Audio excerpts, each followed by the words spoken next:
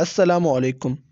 آج کے اس لیکچر میں ہم انتظار حسین کے ایک افسانے خواب و تقدیر کا فنی و فکری جائزہ پیش کریں گے۔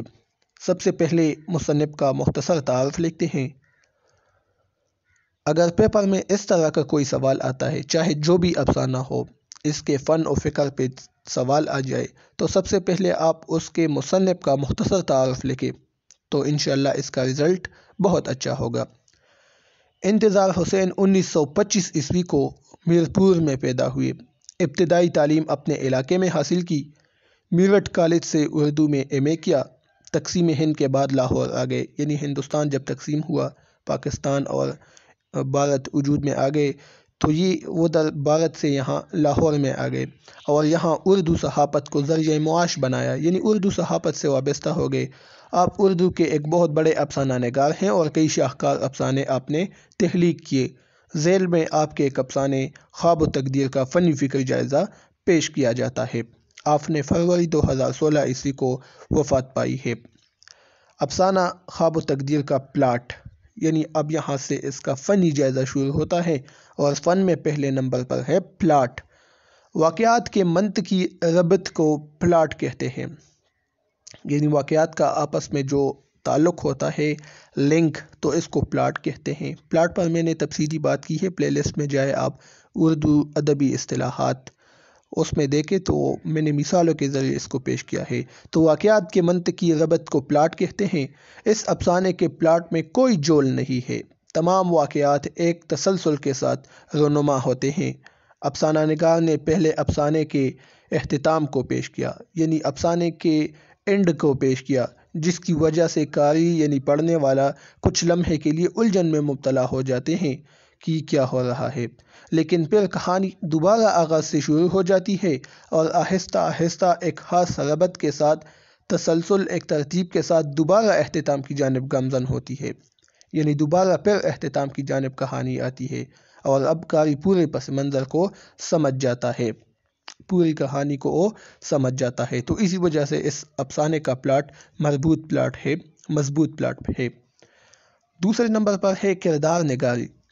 اس افسانے میں کردار نگاری کے عمدہ نمونے ملتے ہیں۔ تمام کردار اپنی فطرت کے مطابق کردار ادا کرتے ہیں۔ اس افسانے کا مرکزی کردار منصور بن نعمان، یعنی راوی، جو میں نے بریکٹ میں لکھا ہے، تو اس کا مطلب ہے کہ قصہ بیان کرنے والا۔ تو اس خواب و تقدیر کا یہ جو افسانہ ہے، یہ اس منصور بن نعمان کی زبانی ہی یہ تمام قصہ بیان ہوتا ہے، تو اسی وجہ سے اس کو راوی کہتے ہیں، میں نے بریکٹ میں لکھا ہے۔ منصور بن نعمان اس کا مرکزی کردار ہے۔ اس افسانے کے تمام واقعات اس منصور بن نعمان ہی کے زبانی بیان ہوتے ہیں۔ یہ کوفہ میں نووارد، یعنی نئے آنے والے ابن زیاد کے ظلم سے تنگ آ کر مکہ کی طرف ہجرت کرتے ہیں، یعنی ایک نئے حکمران آ جاتے ہیں ابن زیاد کوفہ میں، تو یہ منصور بن نعمان اپنے دوستوں کے ساتھ اس کے ظلم و ستم سے تنگ آ کر کوفہ چھوڑ کر مکہ کی طرف ہجرت کرتے ہیں۔ اس کے علاوہ ضمنی کرداروں میں ابن زیاد، یعنی وہ ظالم حکمران جو کوفہ میں آتے ہیں اور ظلم و ستم کرتے ہیں، اور منصور بن نعمان کے 3 دوست، یعنی ابو طاہر، ہارون بن سہیل اور جعفر ربیعی شامل ہے۔ اس افسانے میں چونکہ عربی شہروں یعنی کوفہ، مکہ اور مدینہ کا ذکر ہے، لہٰذا کرداروں کے نام بھی انہی کی تہذیب کے مطابق ہے۔ مثلا جب ہم نے پڑھا ابن زیاد، ہارون بن سہیل اور اسی طرح منصور بن نعمان، جعفر ربیعی، تو یہ تمام نام آپ دیکھیں، یہ بالکل ان لوگوں کی تہذیب کے مطابق ہے جس طرح کے نام عرب کے لوگ رکھتے ہیں۔ تو اس افسانے میں چونکہ عربی شہروں یعنی کوفہ، مکہ اور مدینہ کا ذکر ہے، تو نام بھی بالکل انہی کے مطابق افسانہ نگار نے یہاں پر تخلیق کیے ہیں، تو اسی وجہ سے ان کی کردار نگاری اس افسانے میں بہترین ہے۔ مکالمہ نگاری۔ جہاں تک مکالمہ نگاری کی بات ہے تو اس افسانے میں انتظار حسین نے بہترین مکالمے تخلیق کیے ہیں۔ تمام کردار اپنی فطرت اور موقع محل کے مطابق مکالمے ادا کرتے ہیں۔ اس کا مطلب یہ ہے کہ جس طرح کے حالات ہوتے ہیں، کردار بالکل ان حالات کے مطابق ہی مکالمے ادا کرتے ہیں۔ افسانہ نگار نے اس افسانے میں سادہ اور مختصر مکالمے اپنے کرداروں سے کہلوائے ہیں۔ منصور بن نعمان جب اپنے دوستوں کے ساتھ کوفہ چھوڑ کر مکہ کی طرف ہجرت کرتے ہیں، یعنی ابن زیاد کے ظلم سے تنگ آ کر منصور بن نعمان اور ان کے 3 دوست اور ہیں، وہ کوفہ چھوڑ کر مکہ کی طرف ہجرت کرتے ہیں، تو اس وقت ان کے ایک دوست، کن کے دوست؟ منصور بن نعمان کا ایک دوست ہارون ابن سہیل کو اپنا وطن چھوڑنے کا بہت دکھ پہنچتا ہے، کیونکہ اپنا وطن چھوڑنا بہت ہی مشکل کام ہے۔ ہر شخص کو اپنی مٹی سے محبت ہوتی ہے۔ تو جب یہ چاروں ہجرت کرتے ہیں تو منصور بن نعمان کا ایک دوست ہارون ابن سہیل بہت غمزدہ ہو جاتا ہے، اس کو بہت دکھ پہنچتا ہے۔ تو اس وقت وہ اپنے دوستوں سے یوں مخاطب ہوتا ہے، یعنی یوں مکالمہ کرتا ہے کہ کاش ہماری مائیں بانجھ ہو جاتی اور ہمارے باپوں کے نطفے ضائع ہو جاتے، کہ نہ ہم پیدا ہو جاتے اور نہ ہمیں یہ سیاہ دن دیکھنے پڑتے۔ تو یہ اس غم کی عکاسی کر رہا ہے یہ جملہ، اور بالکل موقع محل کے مطابق یہ مکالمہ ہے۔ تو اسی وجہ سے ہم نے کہا کہ اس کی مکالمہ نگاری بھی اس افسانے میں بہترین ہے۔ منظر نگاری، اس افسانے میں اگرچہ منظر نگاری بھی ہوئی ہے لیکن اس پائے کی نہیں جس طرح کے کرشن چندر، سجاد حیدر یلدرم اور نیاز فتح پوری کے افسانوں میں، یا خود انتظار حسین کے دوسرے افسانوں میں جس طرح کی منظر نگاری ہوئی ہے، تو اس طرح کی منظر نگاری اب یہاں پر موجود نہیں ہے۔ اس افسانے میں مناظر کافی مختصر اور بغیر جزیات کے پیش کیے گئے ہیں، بغیر جزیات یعنی بغیر تفصیل کے پیش کیے گئے ہیں۔ ایک منظر ملاحظہ ہو، جب منصور بن نعمان یعنی راوی قصہ بیان کرنے والا منصور بن نعمان قیس بن مظہر کی موت کا ذکر کرتے ہیں، یعنی منصور بن نعمان جب قیس بن مظہر کا ذکر کرتے ہیں اس افسانے میں، تو منظر ملاحظہ ہو، قیس بن مظہر کو میں نے دیکھا کہ وہ بولا اور ہمیشہ کے لیے چپ ہو گیا۔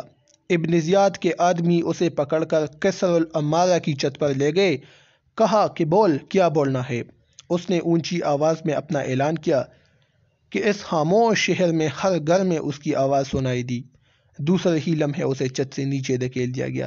تو یہ قیس بن مظہر کی موت کا قصہ بیان کر رہے ہیں، لیکن یہ دیکھیں جس طرح کا منظر انہوں نے پیش کیا ہے تو اتنا خوبصورتی کے ساتھ انہوں نے پیش نہیں کیا، کہ اس کو چھت پر لے جاتے ہیں اور اس سے کہتے ہیں ابن زیاد کے آدمی قیس بن مظہر کو کہ آپ بولو جو آپ بولنا چاہتے ہیں۔ تو یہ حق کی آواز کرتا ہے، حق کی آواز بلند کرتا ہے، تو وہ لوگ ان کو پھر چھت سے نیچے گرا دیتے ہیں، یعنی اس کا قتل کر دیتے ہیں۔